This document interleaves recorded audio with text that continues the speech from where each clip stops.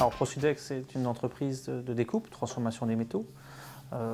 Les secteurs concernés, c'est l'automobile pour une part, 20%, et les autres secteurs, c'est le machinisme agricole, le TP, le ferroviaire, le transport d'une manière générale. Donc des secteurs bien atomisés justement pour éviter d'être dépendant d'un seul secteur. Alors nous fabriquons des pièces métalliques de petite dimension. Nous ne sommes pas chaudronniers, on part de métaux, ferreux ou non ferreux, du plat ou en bobine, et on fait des petites pièces mécaniques pour l'assemblage d'une manière générale. Ça peut être des rondelles, parce qu'effectivement on vient de la rondelle, mais depuis une dizaine d'années on a migré vers des produits beaucoup plus technologiques et diversifiés.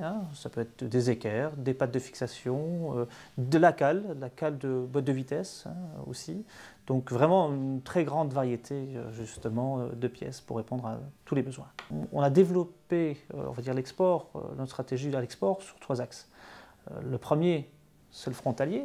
On a Service Export qui est là pour le gérer, la proximité, aller voir les clients, faire des missions de prospection locales, on va dire plus ou moins 500 km autour de Metz. D'accord ? D'où le positionnement stratégique, on va dire.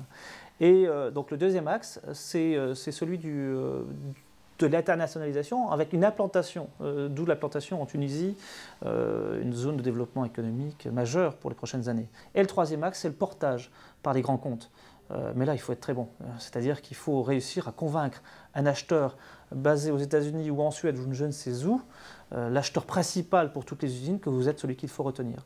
Et ça, c'est notre stratégie. Donc avec à la fois du low cost, low risk, notre site tunisien, et de la technicité du service avec nos sites français.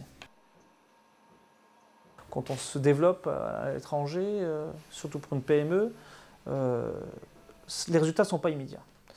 Donc soit vous êtes très riche, et alors à ce moment vous pouvez vous permettre effectivement d'embaucher un expatrié et puis d'investir massivement, parce qu'il faut être patient à l'export, ou soit vous trouvez des solutions. Ça en est une. Le VIE, c'est une solution.